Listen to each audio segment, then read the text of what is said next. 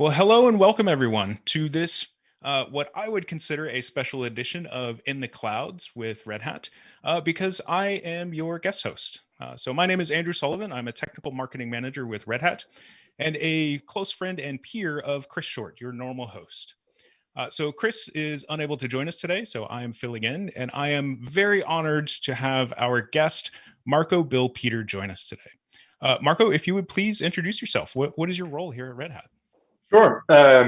Well, first of all, hello everybody. It's great to have you listening in here, and I'm very honored to be in the clouds with you, Andrew. My role at Red Hat is I'm the senior vice president of customer experience and operation. Now, you probably ask, what the heck is that? And there is a element in there, but it's basically all like customer facing, but not in the sales role. So I'm lining up to the products and technologies, so to our engineering functions. In my team, I have basically support, customer success, technical account managers, and we go into documentation. Again, part of customer experience is security. I think we'll probably hit on security, product security a little bit. That's in my area. There is quality engineering, and I also run like some of the IT for our engineering, like release engineering is in my team. The idea is always like you want to know how our products work before actually a customer hit it. So that's what I do. I've been here a few years, but a few years. I was looking at your profile, your internal profile. I think you are 2 months less than Matt Hicks. I think it was he was late 2005. You were early 2006. So yeah, you catch that well. Yeah, 15 years. I'm 15 years and 2 months or something like that. Congratulations. That's an impressive span. So you mentioned like that's a big breadth, right? That's a huge organization with a lot of different things going on inside of there. And in my head, I kind of lumped that as, well, we have the field organization, the sales organization, who is ultimately responsible for exactly that, right? Getting products to our customers. You kind of take over after the sale is done. And your team, the group of people that work for you are responsible for, as you said, things like support and documentation. How do I actually get this thing deployed and implemented? And how can I help customers use it? And what stuck out to me, as a former customer, as somebody who used Red Hat products for a long time before coming to the company, was that you have a team of people who are using our own products. The common phrase is what is it, eating your own dog food, but I'm going to use the much more optimistic drinking our own champagne. So I know we have a list of things that we want to talk about. I kind of wanted to diverge a little bit and ask you about how much impact does that have? How meaningful is that practice been inside of your organization? Yeah, I'll give you a very specific example that I think we can share. So we run a huge environment that basically is for our engineering team, be it release engineering, be it actually development, be it specific testing, be it some other stuff. It all runs on a OpenStack and OpenShift on top cluster. So literally what a lot of customers do that, right? And for us, it's been like, what's the difficulty in setting it up? Oh, we got to change documentation like that. That's unclear. It is basically an applied quality assurance. And in like a funny anecdote, right? I mean, this is really a large environment. And sometimes like we have issues as well, right? And so it's always funny when you point out, oh yeah, we had this issue, it was down, and it turned out to be an OpenStack bug. What do you do engineering to actually fix it? So it actually brings the teams quite a bit together, right? It's not the usual IT, IT got to do this, IT screwed up. It's more like, this is our product. What do we do? And so I think that's where I find it's a huge benefit. It's always a discussion. It's the same discussions that customers have.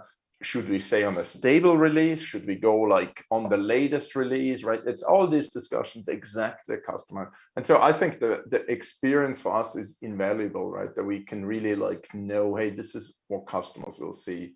And can we actually get it done? Yeah, I really love that we are the first customer for our own products. And, it's important to us that we take that approach because it drives quality into the product. It helps us be empathetic and sympathetic to what our customers are going through. So I really like that, and I like that approach. It's also important, right? I mean, keep in mind, we sell a lot of our approach is to be open for choice, right? It's open source, but also open for choice. And we have a lot of customers that pick and choose, right? Which is okay. It's great, right? You run this on that, right?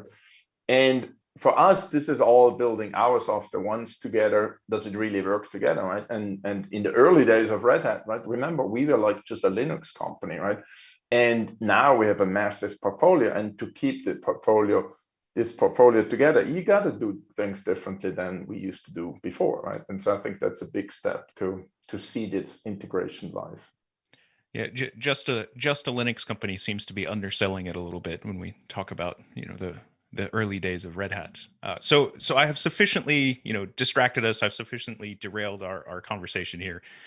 So I wanted to circle back and ask about, we said you had been at Red Hat for 15 years now. Can you tell us a little bit about your career at Red Hat? How did you start? Kind of what was your first experience with Red Hat products? Was it here at Red Hat, or were you a customer user beforehand? Yeah, let me tell you a story. I think that's crucial on how I got to Red Hat. And I was working for a different company, a big IT company, and I was in the engineering department as well. And we had a Unix product. And I remember this is 2005. One of the customers, a bank, a large bank, was pushing for, we got to upgrade the hardware, move to the new platform, a new Unix. And then our sales team, and this wasn't Red Hat, this was the other company, was pushing for, you got to upgrade to our latest Unix, this is better. And the CIO, I remember well, he told me then, I was kind of the executive sponsor helping this just being overlooking this bank. And the CIO told me, Marco, your sales team is not listening. I don't want to go to Unix. This is a good moment for me to go to Linux. And then short story, that sales team really didn't listen. I got involved and I did a bake-off. I used to live in Boston at that time. I did bake-off. I invited Red Hat. I invited SUSE. And that company, that IT company, had an industry server, Intel industry server division as well. They had a storage division. So I brought everybody together and we did a 2-day workshop. And the customer walked out basically in the end deciding, oh, I'll do it on your hardware. So we saved the hardware bit, and on Linux, on Red Hat Linux, or Enterprise Linux. And then at the same time, I have to say, I was working with Red Hat on the job offer, right? And I remember well, I got this eventually I called the CIO, I told him, hey, I got to tell you, I'm leaving this company.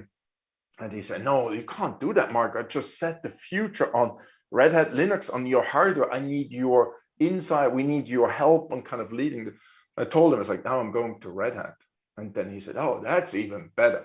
And so it's been a good journey with the CIO, kind of seeing him over and over different companies and being a good advocate for Red Hat. I joined Red Hat as basically a engineering manager for the support engineering group. So in the past, there was kind of the connection between product engineering and support. So a small team, and we kind of dealt with the most hairy problems that at that time happened in Wall Street with our clients there. But that's kind of my start in the career. And then I took over all support. I took over eventually all the functions that I had when I moved in Red Hat. Yeah, it's, as you said, 15 years is an impressive period of time to be at a company, especially a technology company where, I don't know, maybe I spent too much time, working around the US government or even around Silicon Valley companies where there's a lot of, it's not all that common.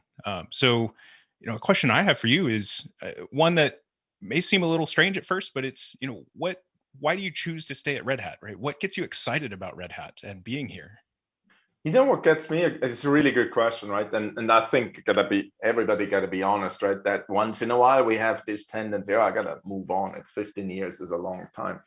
But what keeps me here is literally the people and the environment we have. And I always consider myself a customer experience or customer advocate or a trusted advocate for the customer in every company I worked. And to be at Red Hat, I think that's really meaningful because with our open source model, we gotta be really looking at the customer experience, right? And so it's not, I always joke customer experience in some companies is in the janitorial services department, because you sell the license and the rest doesn't really matter. And I think our model, and by now a lot of the like I would say in the industry today, there's a lot of companies that have a more honest model, be it a consumption model or be it different models, that it's not the old license model. But that gets me excited. I have to say, it's 15 years and seeing the company grow from 1,000 employees to, I don't know what we are, 17,000 employees now. It's something pretty like that, cool. Yeah. It's really pretty cool, right? And I'm on the side, I'm involved in I'm on the board of a startup as well that does open source software for drones, that keeps me kind of in touch with what are really startups doing and how fast are they moving. And I have to say, I'm really excited that you work with a small startup, but then you look at Red Hat, and in some cases we can be really agile. We obviously have a higher risk. We've got to make sure the revenue and everything, we got to please all our customers. On the other hand, we still move, right? And like you look at our journey with OpenShift, right? As in kind of how we evolved it from version to version. And I've seen this from the start when we bought this company Makara, right? With the first iteration on how we approached it and then eventually moved to Kubernetes. It's really exciting to see that story. So I'm grateful that I'm part of this journey, to be honest. Yeah, the word complacent comes to mind a lot of times when I think of other companies. Like you said, they have a licensing model. It's a proprietary product. They made the sale and then they kind of get complacent because, it's the word entrapment isn't the right word, but you don't have to focus on it as much. And Red Hat, being an open source company, right? Everything that we do is public, and we can't be complacent. We have to be constantly, driving forward, focusing on customers and what they want and what they need. And I think corporately, that's one thing. And as somebody who's been at Red Hat for not quite 3 years now, one of the things that really just blows me away as an employee is that everybody that I work with, they're constantly driven with that same sense of commitment, right? Nobody gets complacent with where we're at. We always want to do better. We always want to go forward. So it's something that's really, really inspiring to me. So I'm going to change directions a little bit and drive a little bit more. You kind of trailed over into OpenShift territory there, which is something that is, of course, my focus area as my job, as well as a passion of mine. Yeah. So 15 years, right? You've been here since before OpenShift was OpenShift, back when it was OpenShift, 2 in the cartridge days, and it was all virtual machines. So with OpenShift 3, with OpenShift 4, Kubernetes, containers, what are you seeing customers doing? Like, are they, mass adopting everything is going containers? Are they shying away from it? Is it somewhere in between? I would say the last few years, let's say the last 2 years, which is kind of funny with this pandemic here, I've seen all kind of customers moving to OpenShift, right? And to change their approach, right? And I think a lot coincides with a lot of companies just getting more agile, right? They realize that the days of waiting for hardware for 3 months and having paper forms going back and forth until you get hardware, or even a VM to a certain degree, that didn't help anybody, right? And I think that's where I see, with a few examples that I know, they've seen this, right? That they had to get more agile and they used it that way, right? All of a sudden they have an OpenShift platform, and for a developer to kind of put the container together or an application together, put in a container and go live within an hour. It's today, even for I call it like a normal company, is possible, right? Like 3-4 years we heard those stories. Oh, this public cloud provider pushes 3 times a day software. And today you think, I can be a regular company, insurance company, a public utility company, I can do that. That's, I think, what drives a lot, right? And I think what I've seen as well is so this agility, this is really exciting to see, right? That a lot of companies see that. I think the other part that you see is some of the older technology is getting to a point that they wonder, like, what do we do with that, right? So be it the old J2EE application, right, that they kind of wonders like, oh, what do we do? And you do have those that kind of stick it in a container. Yes, it's not cloud native, I know, but they fix it in ops. They kind of look at, hey, this will run, this will help us. And then they start moving to more a microservices model, cloud native model. But I think that's where, and you see, obviously, for new stuff, you see customers developing cloud native. But I think that mix and that we allow that, right? It's not like, hey, you got to use this from the get-go. You got to be cloud native from the beginning. I think a lot of our customers use that, put everything in a container, move it over and fix it as you go, which I think is agility as well, right? Yeah, and this is a topic that strikes really close to home for me. I was one of those ops guys, a decade ago that was, responsible for the virtualization infrastructure. And it was, no, you can't have a VM in 2 hours. I need like a week because I got to go through all these ITIL processes and all of this other stuff. And, I need time to go get coffee. And, so do you see as this acceleration has happened, as this agility has increased, right? Which I think is a good word, even though it's sometimes a little buzzwordy, a little overused. What types of challenges do you see? And, one of the things that I think gets stereotyped is, we have, CIOs reading CIO magazine about how everybody's doing DevOps or everybody's doing containers and all of this. And reality is maybe it's a small portion and they're not. Not everybody is 100% there, 100%, DevOps, 100% containerized.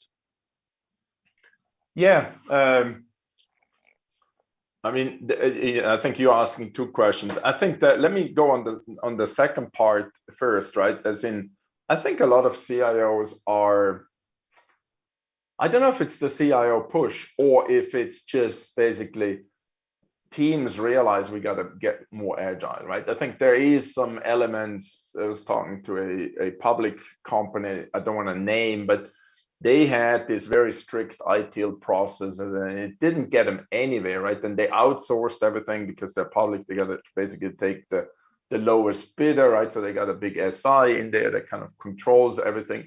And the SI obviously makes money off the kind of the processes, right? And so there it wasn't, I don't think that was a push from the CIO or from the C-level. It was more from the business kind of, they want to sell more stuff, right? They want to be closer to like the consumers of the stuff. They were like with the developers and like, I can't wait 3 months or 6 months or a year. I'm gonna have this quicker out, right? And especially with the pandemic, all of a sudden, hey, we gotta have this scheduling tool for the shots. You gotta have online. Can't wait 6 months, and then like the country will go ballistic, right? And so I think that was started a lot of taking away that the bureaucracy from the past.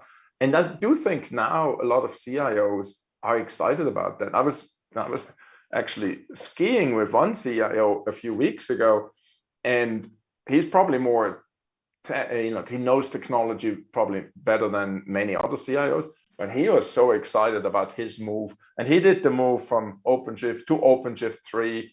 He did that, take some apps, move them in, clean them up afterwards. And now they're moving to OpenShift 4. And they're using this hybrid approach that they're using. Some will run in OpenShift in a public cloud provider, and some will be probably just stay behind for data reasons.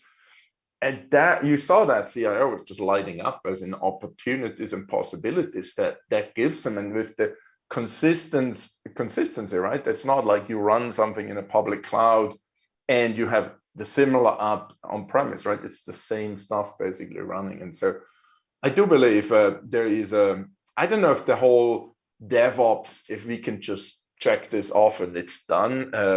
I think I wouldn't go and preach about DevOps anymore, but I think this if you see these real examples from customers that you wouldn't think, they're not the bleeding edge customers, but they're using OpenShift and containerization and cleaning up the environment. That's what gets me excited, to be honest. Yeah, I've noticed, from my position, technical marketing, right, supporting the field in a lot of ways and supporting our customers. We're seeing that more broad adoption. What's the infamous adoption bell curve? We're entering that majority phase and seeing more and more people. It's not bleeding edge anymore. The masses, quote unquote, are understanding containers. And I think that kind of leads me into my next question, which is, are you seeing a change in skill sets or an increase in demand for particular skill sets as that maturity happens?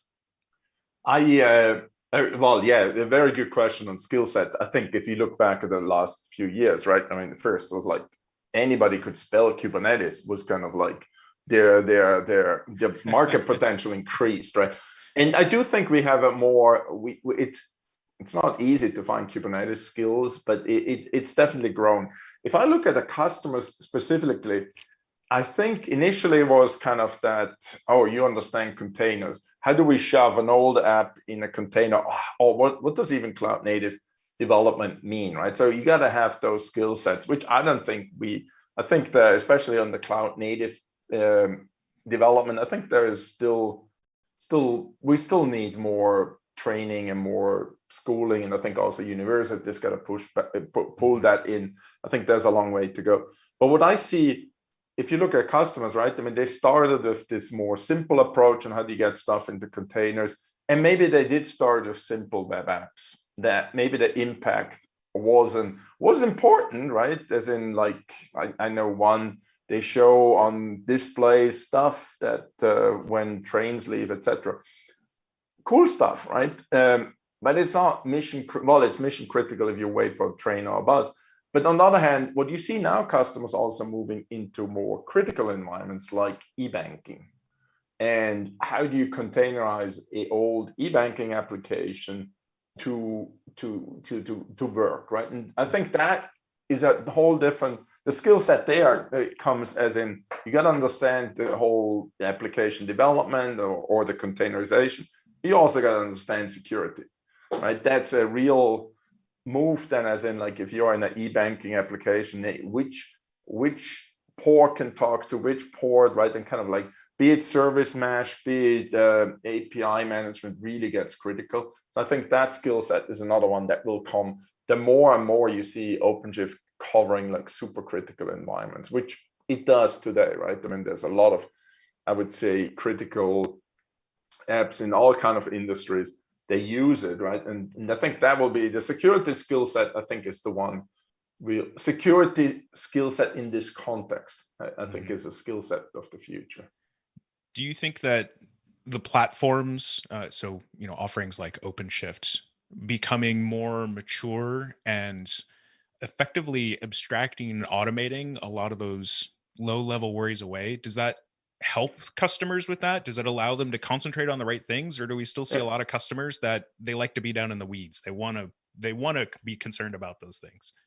I think they need to be concerned about these things. I mean, I think you have a lot of customers that, especially if it's e-banking, right? I'm sure that the e-banking, there's regulatory requirements, etc. So they do need to understand the details. But I mean, if you look at what we did, I think 2 events, right? Like, we acquired the company StackRox, which is a really cool product that helps to identify what do you got to worry about from a security perspective, and then we have posted our partner certification for security vulnerabilities, right? Because right now, if you are the regular customer, you use one of these tools, everything will light up red, and you have like thousands of vulnerabilities you got to worry about. And so I think we're trying with that certification, first of all, kind of getting to, like, some companies make money with like showing red, right? If everything is green, why would you buy that product? Now we got to also go one by one through these vulnerabilities, as in, does this even apply? Match it to Red Hat's vulnerability, right? That the team does a really good job in actually describing how they rate it, and if they do something, if they don't do something, why not, right? And I think they do a good job on doing that. And this partner certification for this vulnerability scan helps them to make it easier. So not everything lights up red, and then you got to kind of ignore all the false positive. I think that's really good. And obviously, StackRox is a good addition, kind of tied to that. I do think, as I said, service mesh and API management, those are critical things as well that we gotta that I think customers will need to understand. And some will be automated away by OpenShift, and some will be probably depending on the application. And I think we kind of flirted around the edges there of something that your team put a lot of work into, which is the vulnerability scanner certification. Yeah. And I'm hitting the enter button to post this across all of the various chats. So, I'd be curious your perspective and your thoughts on why that's important, and how that impacts customers when it comes to this security topic, which, as we said, it's big. It's something that everybody needs to take into account now. Yeah. I mean, I think we did this certification out of necessity because we got hammered by all these requests, as in, oh, everything is red, explain me this and this, right? And so like whatever tool you're using was kind of highlighting that. And in some cases, we saw so bad things, right? As in like something would highlight, oh, this is red because Ubuntu has this problem. It's like, well, that's really, this tool makes a mistake, right? And so that's where eventually we kind of said, we got to be better and actually telling a partner, hey, this is what they can validate against. They use our data, because it was basically a one-on-one combat with a lot of customers actually explaining, hey, no, this is why we believe in this rating. This is why it will not impact you, or vice versa. No, this will impact you. You got to do something. And also with the partners, right, that they would use the wrong sources, etc. Right? So this certification brings some sanity, I think, to everybody. Also, like to the customers, right, that they can kind of see, oh, this tool has been certified. This looks at the certified list from Red Hat, is certified. This really helps. This cuts down hours and hours for us, but also for customers. There's something to be said for, alert fatigue, whether Yeah. it's, alerts of something is wrong that are just, not actually wrong, or whether it's security alerts saying, hey, this needs to be investigated, when really it doesn't. So Yeah. again, Well, as and a then you former can ops think person. about the vice versa, right? As in, like, you get all the reds. Like my trust would go in a tool like that goes down pretty quickly. As in, especially if you check a few, but then you wonder, like, so if this tool, you can't rely on this tool, what else? Are there open holes it doesn't highlight to me, right? So that's what I get worried about in this case. But no, I think there's the vulnerability scanner certificate. It's a great step forward for us to actually help the industry, right? As in, to bring the sanity to a customer. And I want to keep in that thought process. And we've moved from DevOps to DevSecOps is the new buzzword when we think of that term. And you know, do we see challenges associated with that? We yes, we're working on tools, right? We acquired Stack Rocks, right? All of that other stuff. But I think going from a reactive security posture, right? Hey, I see this vulnerability, I need to take action, to a proactive or even preemptive type of approach. Do we see that happening? Are there challenges associated with that? Yeah, I think customers want to be proactive. I think that's where I think the example I mentioned with the e-banking of a bank, right? They do want to be proactive. They can't go into the market with just like, hey, if there is something popping up in a vulnerability, we'll change it in a day or 2 days, right? I think that's, I think they are being much more proactive and much more thinking about, hey, how do we do this? I think that's maybe also to the earlier question, right? That is a challenge that I think with OpenShift, they have a great platform to do this and to do it sane. But I do think customers need to understand their application, need to see, what else can you track, right? As in kind of making sure those simple things, right? As in like this port shouldn't talk to that port, or that port should just talk to that port for with that payload, etc. Right? I think those areas are to be proactive if you really talk from a security from an external aspect. That makes Yeah, sense to you? Or? it does. And I think it's, regulations like GDPR and, the California data protection and all of those things, it forces, not just Red Hat, but our customers who are creating applications, who are managing, customer data.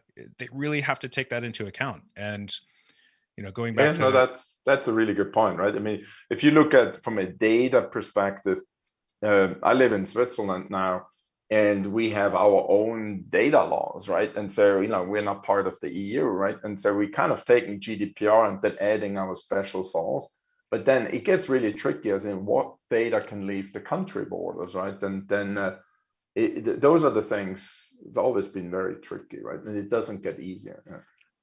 Yeah, it's the financial uh, incentive is there to do it ahead of time, not after the fact, especially with those really strict laws. Yeah, and there's huge penalties, right? I mean, I think if you talk to a CIO from a bank, from a large bank, right, they do vary, right? And still, you see stuff happening. Not in the well, I haven't seen it in IT recently, but you see this regulatory.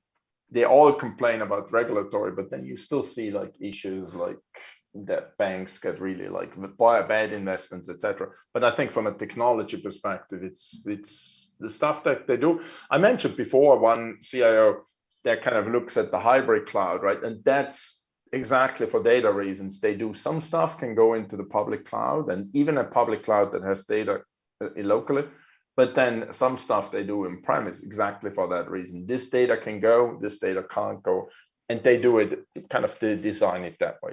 And I think also, like Red Hat has a certified cloud provider, CCSPs are they're called.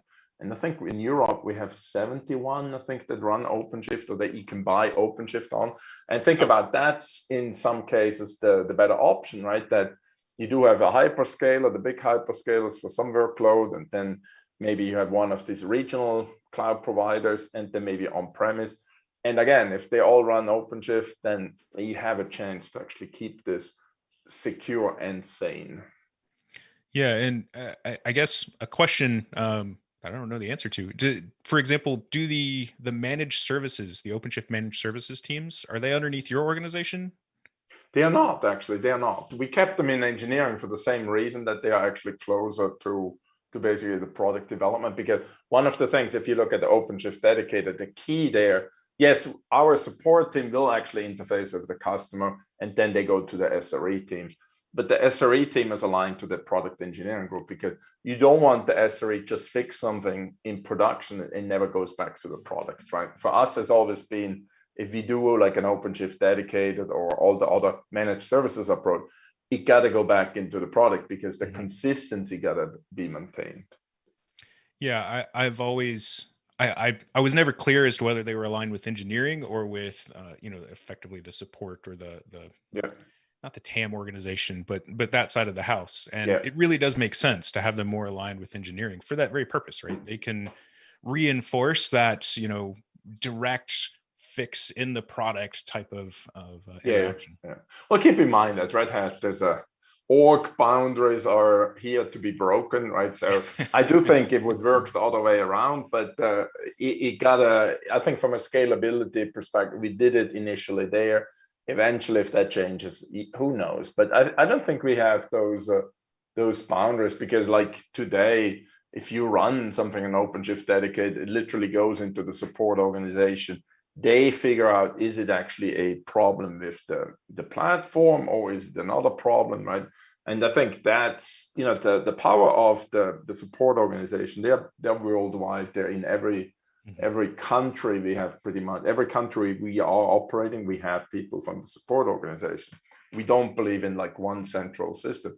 And so you always have like, customer is in Chicago. There is somebody in the Chicago area, and there's maybe the US is a bad example, but take an Asian country, right? That in an Asian country, we always have local people. They speak the same language. They can figure out, hey, what's really going on? And then the support team, our support team, can engage the SRE team. They speak the same, they speak English, and so it kind of bridges that, and it's the better customer experience. And sometimes for some customers, they go direct. They will open up the discussion directly with the SRE team, etc. But I think the first touch, it's good, especially in non-English speaking countries, to do it a bit different. Yeah, that you mentioned breaking down, or Red Hat is a very flat organization, right? Going across business units, across organizations is just taken for granted. And it's funny because that was something I had to adjust to when I came to Red Hat, because I get emails and I see emails from support folks going to like the OpenShift SME mailing list.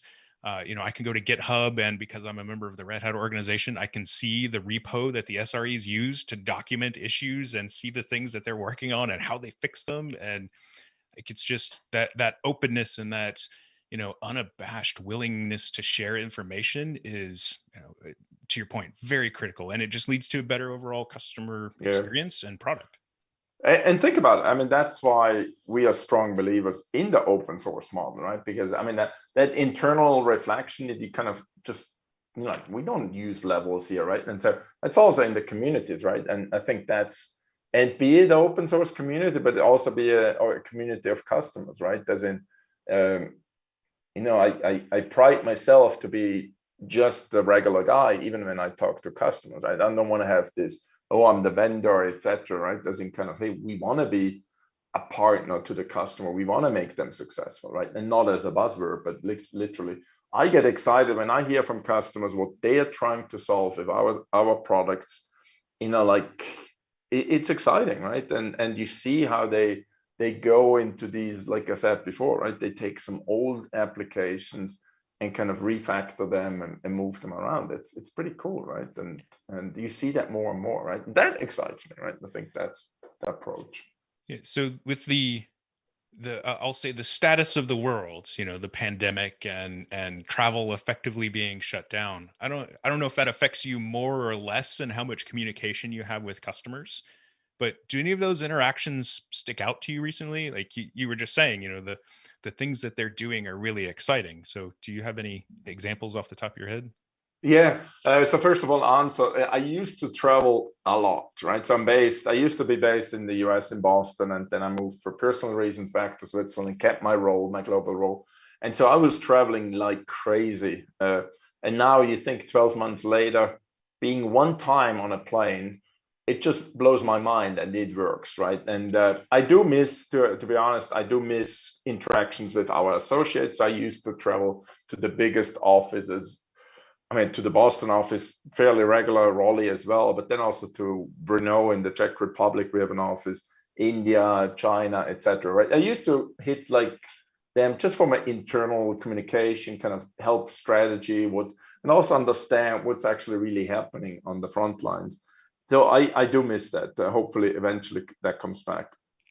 Also, sharing a meal with fellow associate Red Hatters, I look forward to that day. From a customer perspective, I think everything changed, right? Before I used to travel and meet customers in person. Now it's all virtual. Yeah. It seems to work, but it seems to work. It's working, right? It's different when it's a new customer, right? If you meet the new customer, if you have an established relationship, it's obviously easier just to have a video call or a phone call. But with new ones, it's a bit tricky. But if you ask me, the recent one I'm pretty involved is actually, it's actually exciting, and it's a public reference. They will talk at the Red Hat Summit as well. It's Schlumberger. And Schlumberger, I'm probably not characterizing that company well, but it's a software company, or I think they are called the oil service company, oil field service company. I think they do more than software. I think they do towers and everything.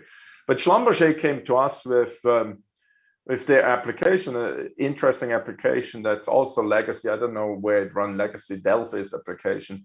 And again, they will talk at the summit about it, but I find it really interesting. So they're refactoring the application as well to OpenShift, and they will use OpenShift on Azure as their platform. And exciting enough, though, they run into the same issue that their application needs to run in some places where the country doesn't want their data. Think about it. The country has oil reserves. Do you really want to share them in a public cloud where the fear in, we talk Middle East, we talk Asia, where the fear is, well, what if the US all of a sudden has this oil data, right? It's probably more fear than anything else, but they're saying, no, we're not using that, but we want to have a local provider, right? And so that's where I think it's really exciting. You have an ISV basically refactoring their application to run on a public cloud, but then also making sure the same application runs on a regional cloud. I think that's pretty cool. And I do think we'll have more of those. that we'll see happening. I think there was a public announcement around another ISVs. I think more a European one, that's IBM is on top. This, I think it's Celonis is in the middle, and they do the same thing as in kind of the refactoring. So I think that those are the exciting things. So we have first customers using it, but now also ISVs realizing, hey, this is a really powerful ecosystem that we have, right? That you can run it everywhere, right? As in hybrid cloud in a similar way. It's also from a ISV, probably the maintenance cost is much less if you have the same app running everywhere. But yeah, so that's one exciting example. I think I talked a little bit about the other example of the client doing that hybrid cloud approach. That's yeah, I do keep up my conversations with customers, and as I said, I always get excited when I see what kind of stuff they do, and also worries me, right? And some customers, I know I depend personally on it, be it financially, be it transportation. It just worry then it's like, oh wow, if this thing doesn't work, then I'm personally screwed as well, right? And so I think, but I think that's the excitement, right? You see, like, and which is, you know, you go back in history 15 years ago when Red Hat had the first large wins on Wall Street, right? That was exciting as well. All of a sudden, it was like, ooh, New York Stock Exchange runs on this or this and that. That was exciting, right? And now we have this excitement again, which I think is pretty cool. So I'm going to go off script on you because you mentioned the 3-letter word or 3-letter acronym that everybody seems to be a little hesitant about, and that's IBM. And I'm curious from your perspective, the impact of the IBM acquisition.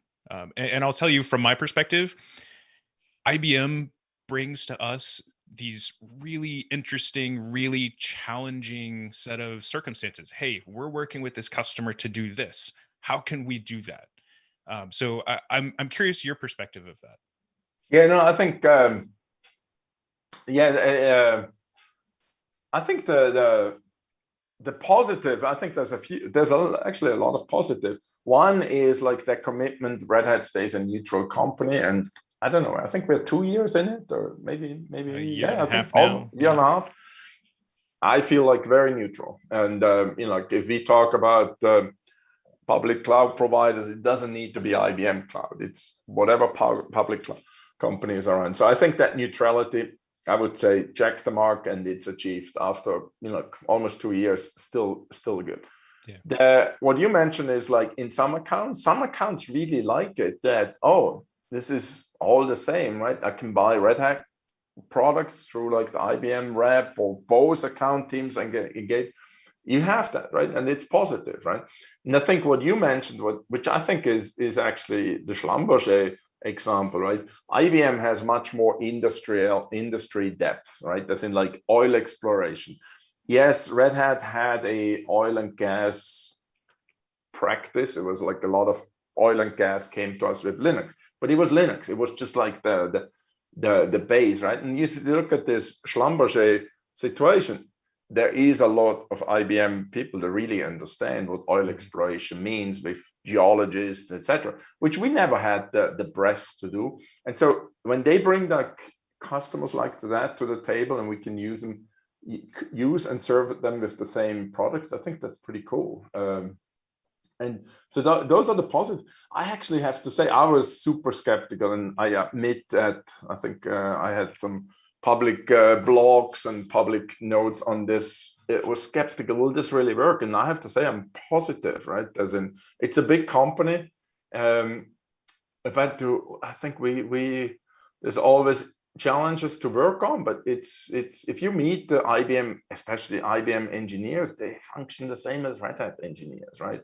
Yeah. And to be honest, if you talk to IBM salespeople or country manager, the country manager, the culture is very similar, right? There's there's always this spectrum, that spectrum. But yeah, I'm very positive right now. I feel like this it wasn't. I shouldn't have been so negative 2 years ago. Yeah, I think anybody who had contacts inside of Red Hat knew there was a lot of apprehension, and I think all of that, or I would say from my perspective, all of it has disappeared since then. So we do have a question.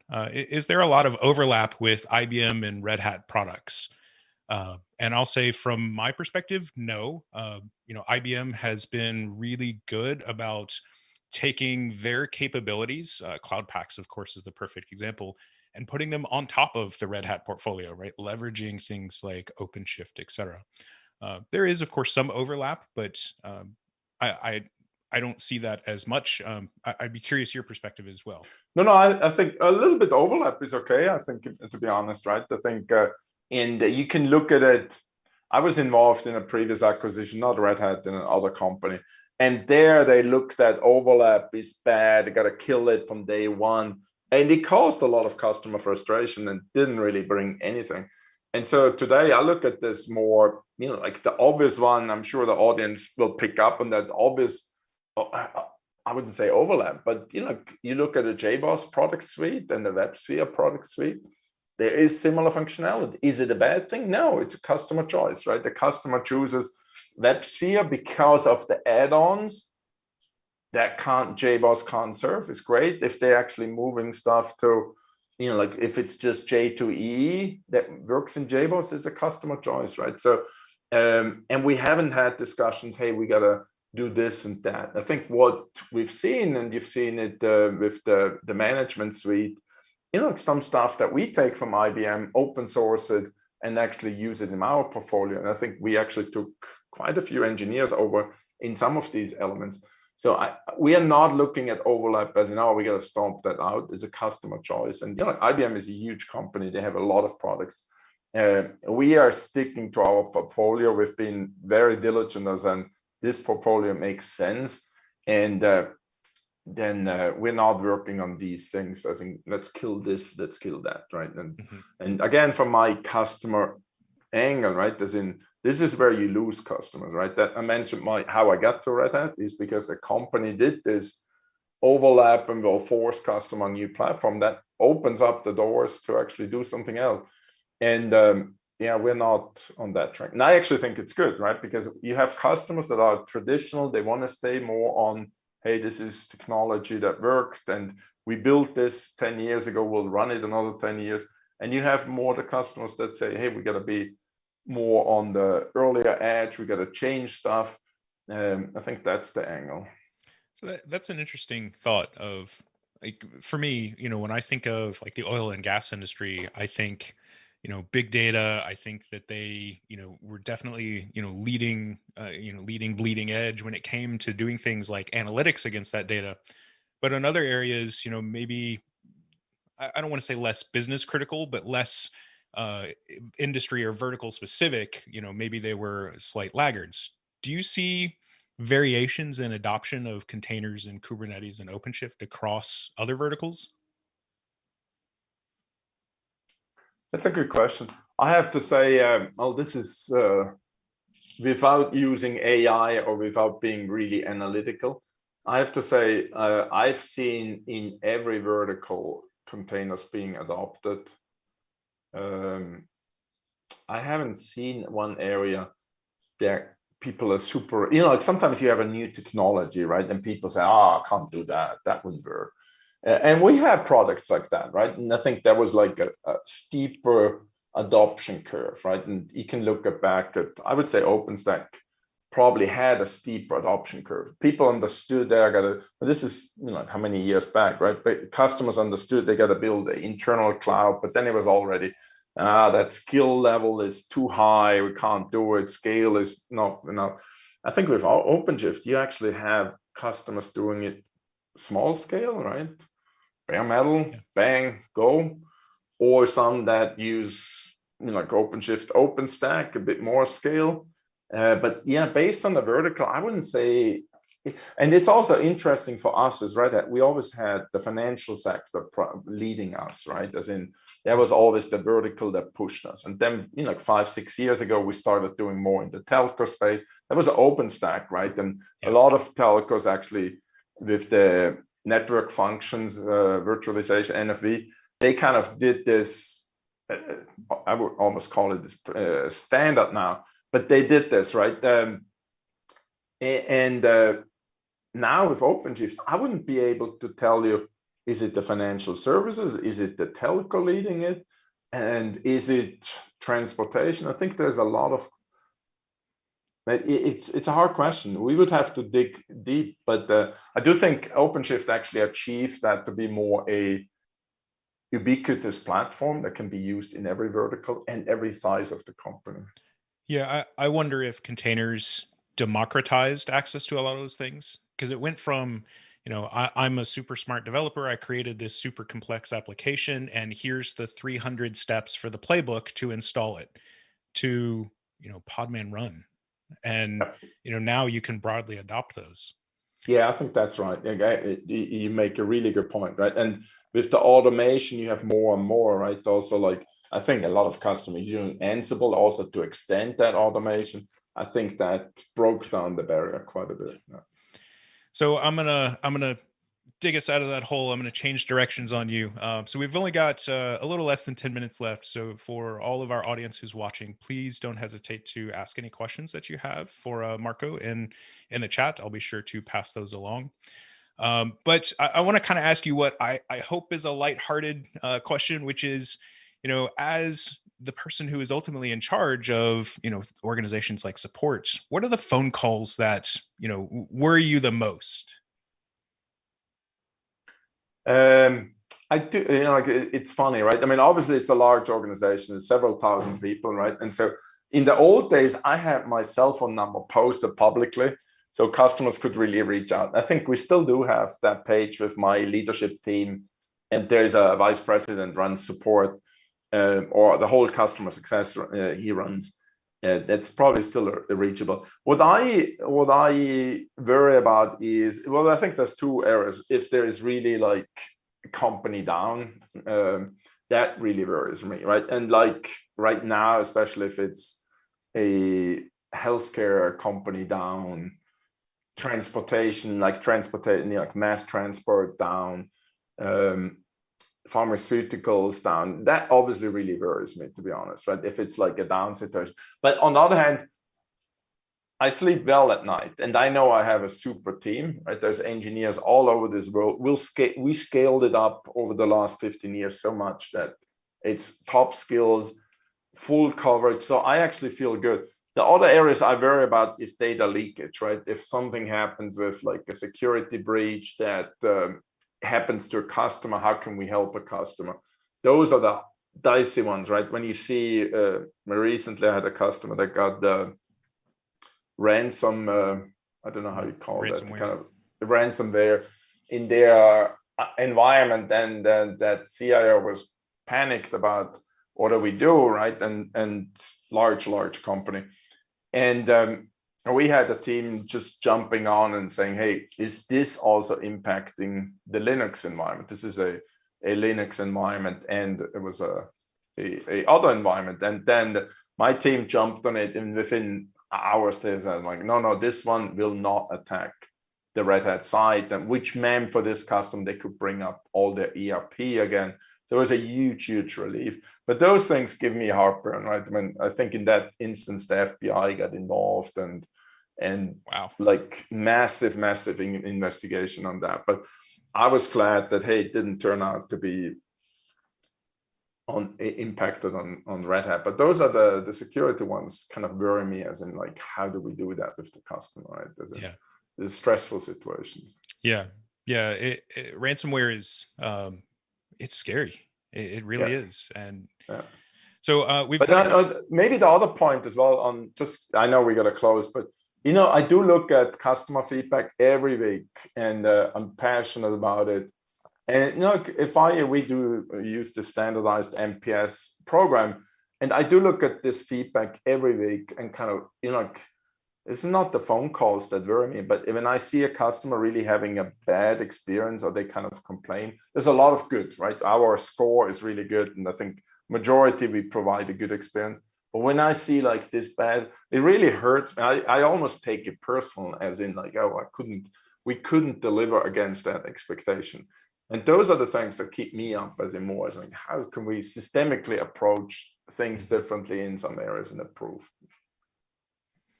So we had a couple of questions from the audience. So from Africa, Bafana. My apologies if I'm mispronouncing your name. What's your view on the African market? Have you noticed anything unique or different about that region? Yeah, that's interesting. For us, the African market is actually pretty interesting. And we are in South Africa. We actually have a quite sizable office, and there is also a consulting team that does a lot of engagements. It started with RHEL, but it's also like there's customers with OpenShift there and deploying that. But it's not just South Africa; it's also the areas. And I have to apologize for my geography, but there is, and I'm just blanking on the Kenya is actually surprising one that we actually started seeing a lot of business. I do think we have one or two persons directly in Kenya, and then the rest of Africa we cover quite a bit with partners. But you can imagine, we mentioned oil and gas before. It's happening in Africa as well, Nigeria, and that area has a lot business as well. Telcos in Africa are quite large. Open source Red Hat customers as well. So yeah, business in Africa is still small compared to the US, but it's definitely something that we cover with a direct team in some areas. So in our last 2 minutes here, do different verticals focus on different aspects of OpenShift? In other words, is Telco really excited about SDN while banking only really cares about, for example, OpenShift Container Storage, or now the OpenShift Data Foundation, since they just rebranded? Yeah, it's a really good question. I think we see some trends, be it telco and being also the industry. We don't have an industry vertical, but I'll just use industry 4.0 as a buzzword. So I use my buzzword count as well. But in that vertical, you see use cases more on the edge, right? As in, how do we actually deploy OpenShift in a smaller place, right? And you can imagine a 5G, probably, if you listen to Chris Wright's webcast, he talks quite a bit about that. But those are the use cases that we see that I would categorize as edge, which I see mostly industry and telco. And I think the financial market and or that vertical, I think they care about containerization as an abstraction layer. They also, like I said, right, like how do you get old apps over there, or how do you break up old apps, right, older apps into smaller pieces, right? And so they use that kind of containers as well as in like kind of breaking that up. But that's, yeah, I think those are the big differences I would highlight. Okay. Well, we have reached the top of the hour. I want to say thank you so much for all of your time today. This has been incredibly enlightening and useful for me. I have learned a lot, as somebody who's been at Red Hat for borderline 3 years now. So thank you so much for your perspective. I will happily give you the final word if there's anything you want to close out with. And thank you so much to our audience. Please feel free to reach out to us on social media, or you can contact me directly at andrew.sullivan@redhat.com. Super. No, thank you very much for the audience. Thank you, Andrew, for hosting this. And I wish everybody a good day and stay safe. And hopefully we all get out of this pandemic very soon. So stay safe and thank you again. Thank you so much, everyone.